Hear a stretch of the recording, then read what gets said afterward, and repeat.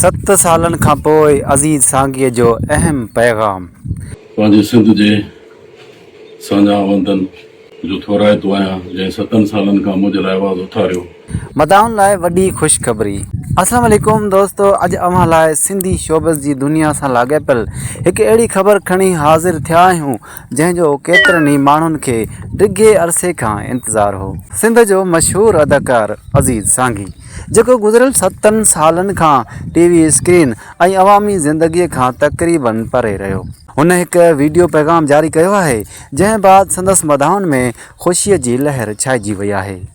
पंहिंजे वीडियो पैगाम में अज़ीज़ सांघीअ ॿुधायो त हुन अदालत मां ज़मानत हासिल करे वरिती आहे ऐं हाणे हू पंहिंजे क़ानूनी मामलनि खे क़ानून जे दायरे अंदरि रही मुंहुं ॾींदो।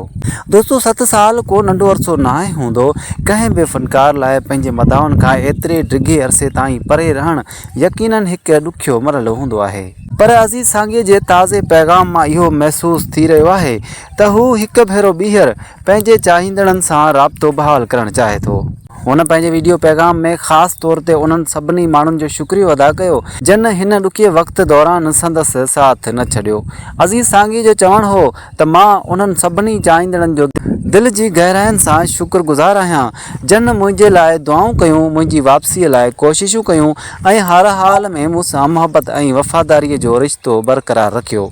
संदसि हिन जज़्बाती पैगाम मां साफ़ ज़ाहिर थिए थो त हू पंहिंजे मदाउनि जी मोहबत खे वॾी इज़त ऐं अहमियत ॾिए थो। केतिरा ई अहिड़ा माण्हू हुआ जेके गुज़िरियल 7 सालनि दौरान बि अज़ीज़ सांघीअ खे विसारे न सघिया ऐं संदसि वापसीअ लाइ नेक ख़्वाहिशुनि जो इज़हार कंदा रहिया। दोस्तो, फ़नकार जी असल ताक़त संदसि मदा हूंदा आहिनि ऐं अज़ीज़ सांघीअ जे ॻाल्हियुनि मां इहो बि ज़ाहिर थियो त हू पंहिंजे चाहींदड़नि जी मोहबत खे पंहिंजी ज़िंदगीअ जो क़ीमती सरमायो सम्झे थो। संदसि हीउ पैगाम साम्हूं अचण खां पोइ सोशल मीडिया ते बि संदसि मदाउनि पारां ख़ुशीअ जो इज़हार कयो पियो वञे। केतिरा ई माण्हू उमेद ज़ाहिर करे रहिया आहिनि त अज़ीज़ सांघी हिकु भेरो ॿीहर पंहिंजे फ़नी सफ़र जो आगाज़ कंदो ऐं अॻु वांगुरु पंहिंजे अदाकारीअ सां माण्हुनि जूं दिलियूं खटींदो। अलबत्ता क़ानूनी मामलनि बाबति आख़िरी फ़ैसिला अदालतुनि खे करणा आहिनि ऐं असां सभिनी खे क़ानूनी अमल जो एहतराम करणु घुरिजे। पर हिकु ॻाल्हि ज़रूरु चई सघिजे थी त अज़ीज़ सांघीअ जे हिन वीडियो पैगाम संदसि मदाउनि जे दिलनि में नई उमेद पैदा करे छॾी आहे।